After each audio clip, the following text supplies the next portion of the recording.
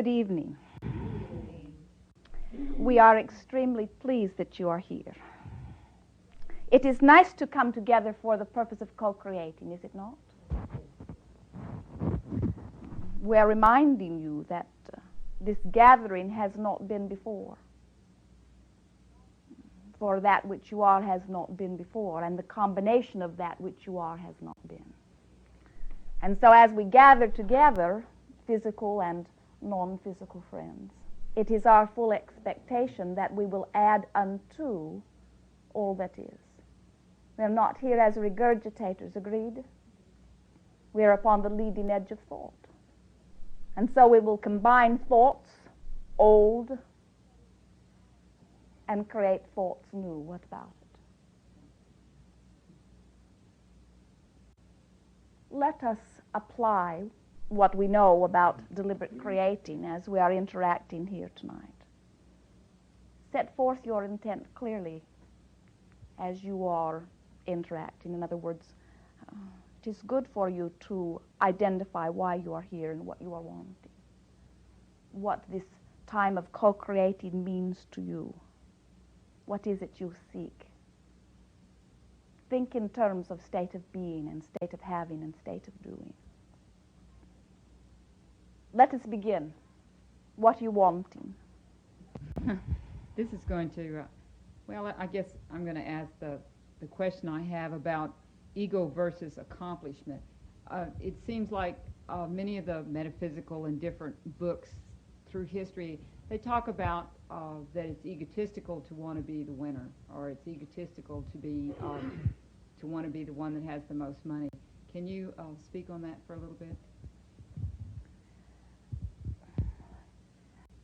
Whenever you use a label such as ego, we could spend a few days in defining what it means, for it is a very broad subject. It is not possible for anyone else to understand the value of that which you are setting forth as intent. There is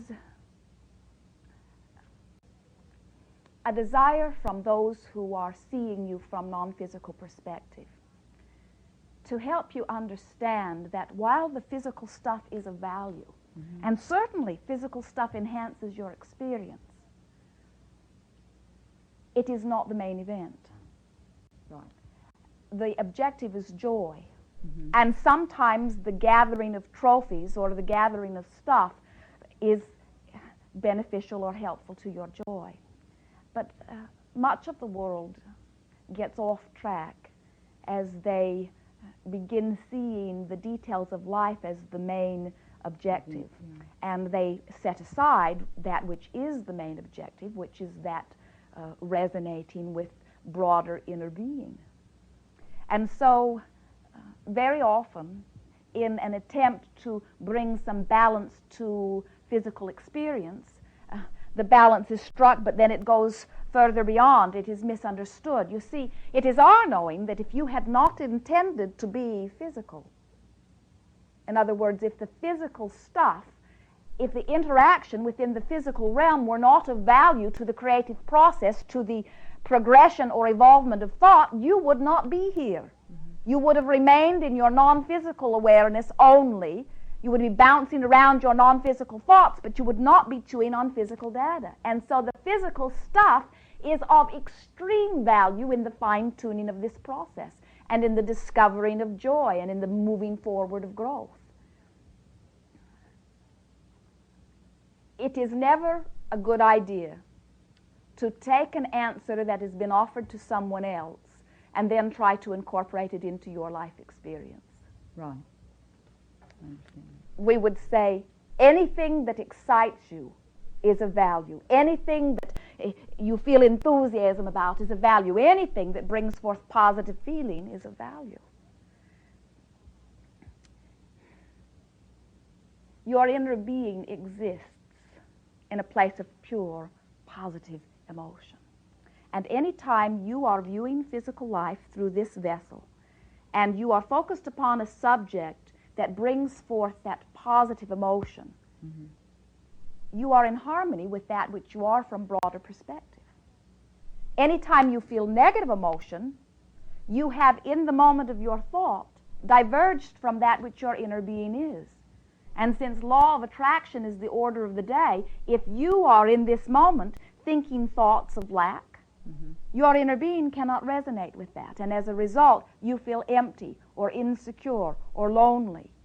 Negative emotion, you've heard us talking about it for a very long time as a signal or communication from inner being.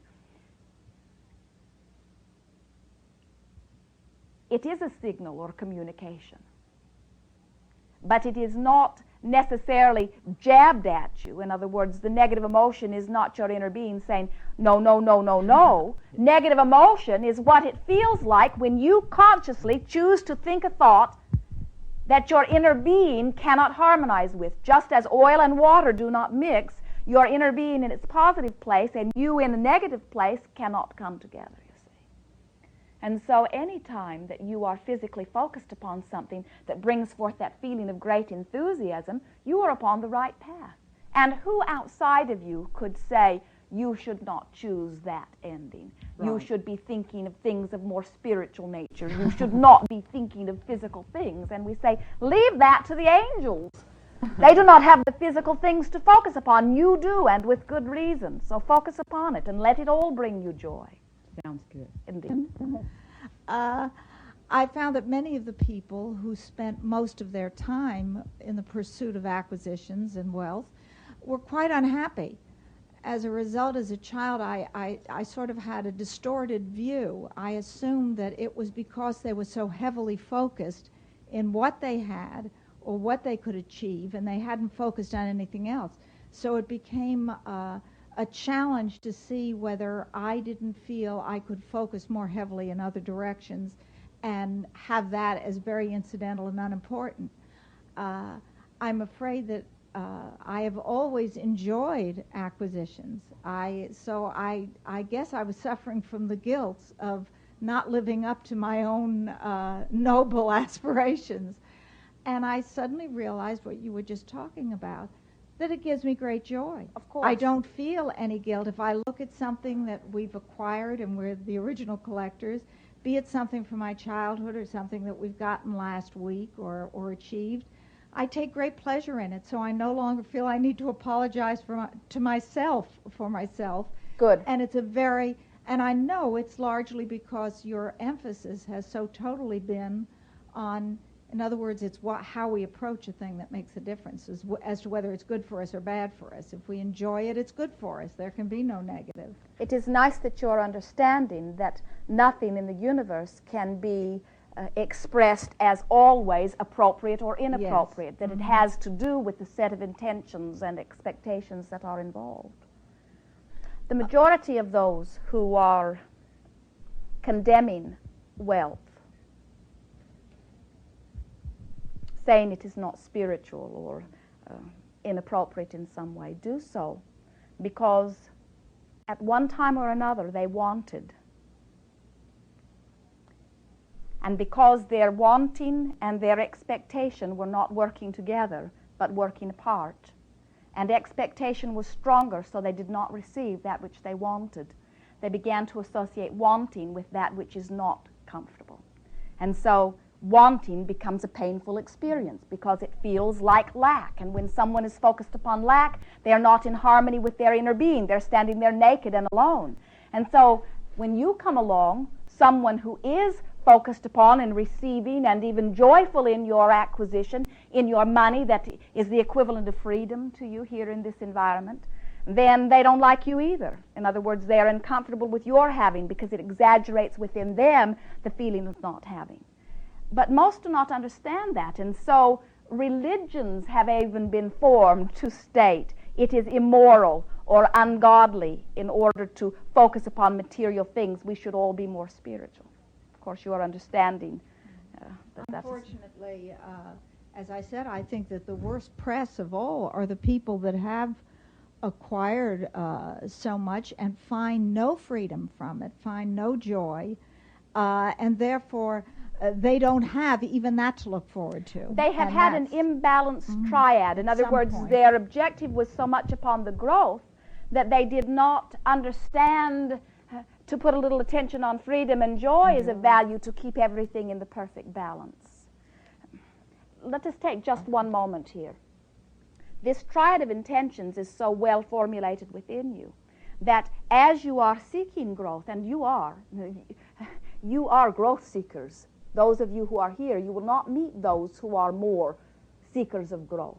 But as you seek growth, as that is your objective, and as a result of your attention to it, you begin to attract, there is this overkill that occurs. In other words, you attract more to do, more to react to, more to think about than you can comfortably do. And so then negative emotion starts to rise in you. Why?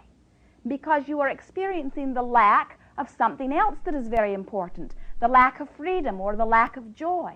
And so if you use the process of pivoting and now you focus upon what you are wanting, well, I'm wanting more freedom and I'm wanting more joy, then everything comes back into perfect balance again, you see. A really effective creator is one who keeps themselves upon the leading edge of a little more freedom and a little more growth and a little more joy without going so out of control toward any one or the other, you see. You're wanting to feel your discomfort of lack of freedom or growth or joy in the early subtle stages so that you can deal with it quickly rather than waiting until it is very much out of control. Now what is it you're wanting to talk about? When I sit and meditate, I have yet to feel any numbness. I have had just a couple of sensations, and I most of the time I do it anyway, just because I feel I want to give my inner being a chance at me that way, because I feel I do know that I'm blended to an extent. I get answers from my questions and so on. Now, I've had several foot surgeries and had to be numb, and even the birth of one child, and I hated it. And it occurred to me the other day that, I feel I'm itchy, and it's like I'm reassuring myself I got my body here. Now, do you have any suggestions as to how I can overcome? It is not necessary for you to achieve numbness. That is a guidepost that we offer to assist a physical being in recognizing that he is allowing, that he is in that place of allowing. But it is not necessary. It is not unusual for one who is, for whatever reason, resisting the idea of numbness not to have it. That intention is simply overriding. It's all right. Now, the other day, when I walked into my kitchen... Let us offer, it is a feeling of detachment that you are seeking. And numbness is the physical evidence of that, but certainly you've experienced that feeling of detachment, and that is the same. Yes. Okay, Esther's experience at the gate, a few days ago I walked into my kitchen, and it suddenly became brilliant. The wood was just like gold. And I knew it was another state of being. And I was very happy. I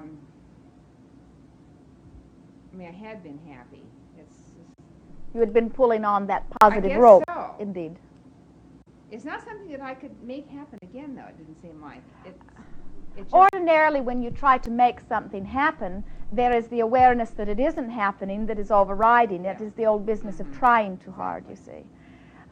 Very often you achieve that sort of altered state when you are listening to music.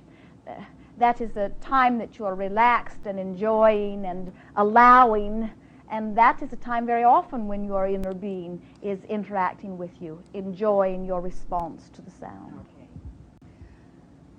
Okay. Last session, we had a parent asked about the relationship between his child and himself, and I began to realize